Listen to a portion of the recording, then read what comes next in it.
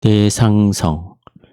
바르트는 하나님을 신학의 대상이라고 부른다. 그렇다. 그에 따르면 대상이 되는 하나님 인식만이 진정한 하나님 인식이다.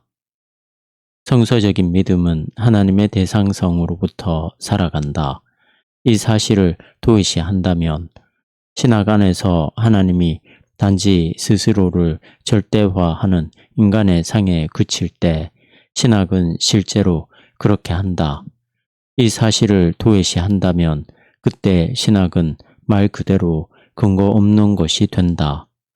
만일 신학적인 하나님 인식이 대상이 없는 하나님 인식이라면 바르트에 의하면 두 가지 문제가 제기된다. 이때 신학은 하나님을 인식하지 못하고 하나님을 인식하지도 못한다. 하나님이 대상으로서 신학의 객체로 지칭되신다는 것은 물론 한편으로는 하나님이 어떤 것 혹은 사물이어서 인간이라는 주체가 마음대로 자기 손으로 처분하거나 능숙하게 다룰 수 있다는 뜻이 아니다. 오히려 그와 반대다. 대상이 되시는 하나님은 그런 인간적인 조건을 일시적으로 만이 아니라 지속적으로 벗어나시며 바로 하나님 자신의 계시 안에서 그와 마주 서시고 마주 대응하시는 상대자이시다.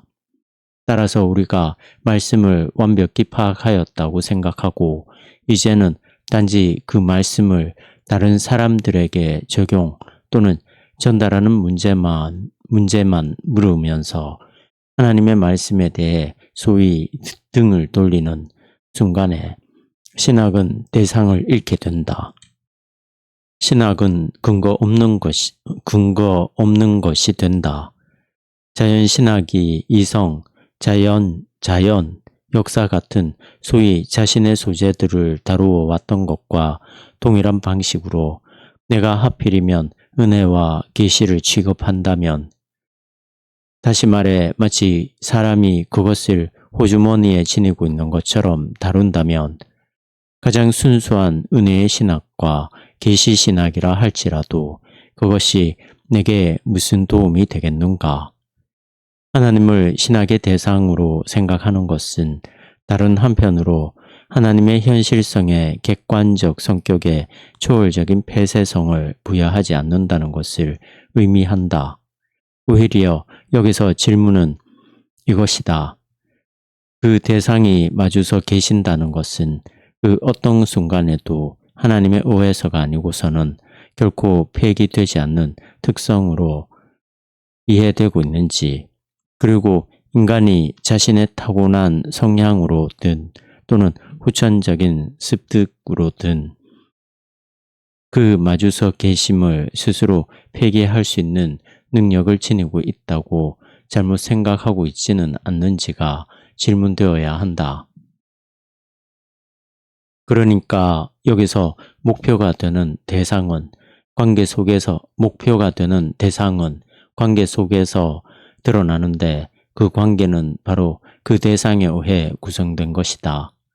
그 관계 속에서 그 대상은 타자들에 대해 철저히 자기 초월적으로 소통하는 존재이긴 하나 그럼에도 그 관계는 오직 하나님의 은혜에 근거해 있다.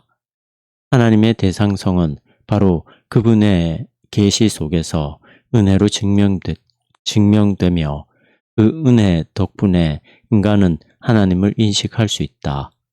그래서 대상의 개념은 마주서 있음과 함께 마주 다가옴의 계기도 담고 있다. 신학이 이와 같은 이중적인 의미에서 하나님을 대상으로 갖는다면 그때 신학의 수고는 하나님이 그 신학 속에서 인식되실 뿐만 아니라 또한 하나님이 그 신학 속에서 인식되신다는 약속을 갖게 된다. 이것에 대해 좀 더 자세한 이해가 필요하다. 초기 바르트는 대상 개념을 하나님께 적용하는 것을 거부했다. 그것은 칸트의 논증에 근거한 것이었다. 우리는 오로지 경험적 인식을 통해 대상들을 안다. 대상들은 언제나 직관과 개념이라는 인식의 형식들 속에서 우리에게 유한한 현상들로 주어진다. 따라서 칸트에 의하면 하나님이 우리의 경험적 인식의 대상이 되실 가능성은 없다. 바르트는 이것을 다음과 같이 받아들였다. 대상에 대한 사유 없이는 대상도 없다. 어떤 특징적인 개념을 우리 손에 쥐어주는 앞선 지식이 없이는 우리가 어떤 대상에 대해 확정할 수 있는 특징도 있을 수 없다. 다시 말해, 만일 하나님이 이 세계 안에 있는 대상이라면 그런 우월한 앞선 지식으로부터 유래하지 않는 어떤 하나님에 관한 진술은 없다.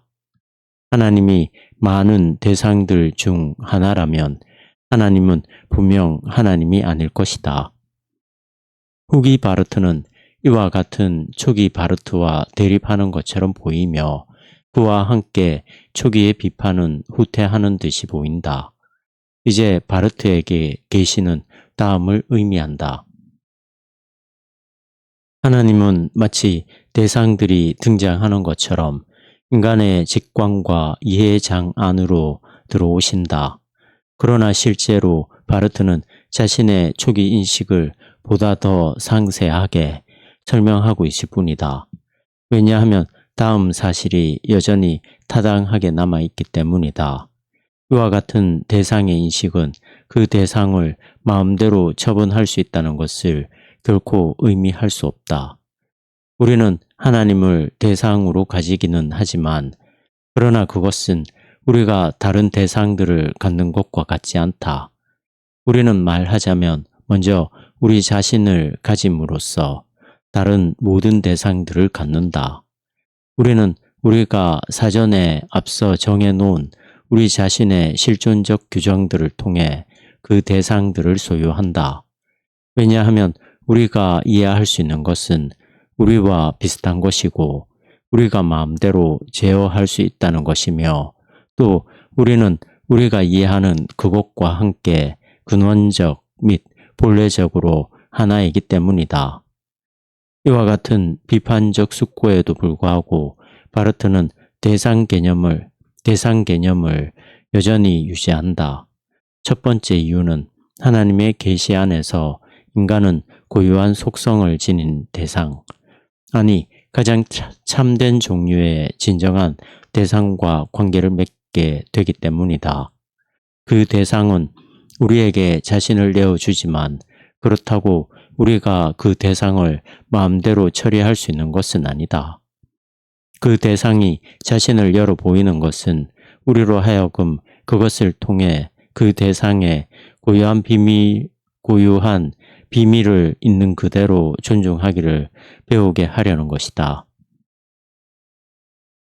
하나님의 자기 계시의 특징적인 사실은 그분의 이름의 계시가 사실상 내용적으로는 이름의 거부라는 사실이다. 그래서 하나님의 계시는 동시에 하나님의 은폐되심이기도 하다. 그러한 은폐성은 마치 하나님이 자신의 계시 안에 전적으로 현존하시지 않는 것처럼 이해되어서는 안 되고 그것이 인간의 인식 능력의 부족으로 인한 것처럼 이해되어서도 안 된다. 오히려 그 은폐성은 하나님께서 자유로운 은혜의 계시 안에서 자신을 인간의 하나님 인식의 대상으로 삼으실 때 인간은 그 인식에 대한 어떤 권리도 그럴 능력도 갖지 못한다는 사실로부터 온다. 다시 말해 하나님은 하나님이시기에 인간 스스로가 하나님을 제 것으로 삼는 것에 반대하여 맞서신다. 하나님이 계시 안에서 이와 같은 의미에서 스스로 대상이 되어 주시지 않는다면 그때 우리는 그 안에서 하나님과 관계를 맺을 수 없을 것이다. 바르트가 대상 개념을 포기할 수 없었던 두 번째 이유가 있다. 만일 하나님이 계시 속에서 인간적 직관과 개념의 장 안으로 등장하지 않거나 우리와 마주하여 다가오지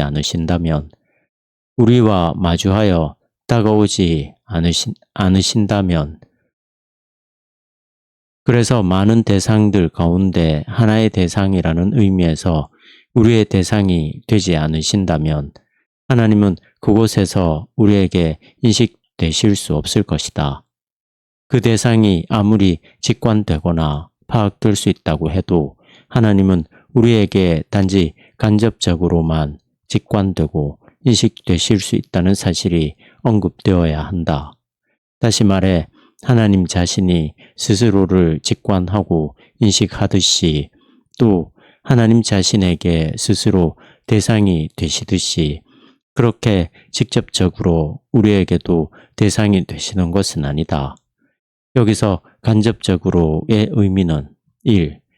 하나님이 자기 자신을 보고 이해하시는 그 인식에 우리가 참여하도록 허락해 주지 않으신다면 우리는 하나님을 직관하거나 이해할 수 없다는 것이다.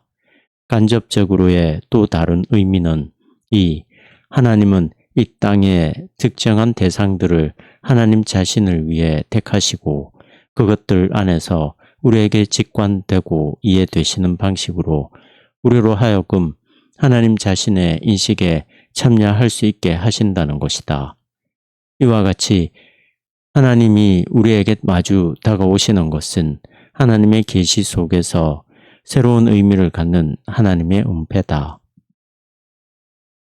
말하자면 그것은 우리를 위한 하나님의 낮아지심이다. 그것은 하나님이 바로 그렇게 간접적으로 곧 이 세상의 대상들 가운데 자신을 은폐하심으로써 우리에게 직관되고 이해되신다는 것을 의미한다. 이때 인간은 직접적으로 하나의 다른 대상 앞에 서게 되는데 그것은 일련의 다른 대상들 가운데 하나의 대상이다. 바로 이 다른 대상은 하나님이 인간으로 하여금 하나님 자신을 인식할 수 있게 해주시는 수단이며 이 수단을 통해 인간은 하나님을 인식한다. 간접적이라는 말이 마지막으로 의미하는 것은 3.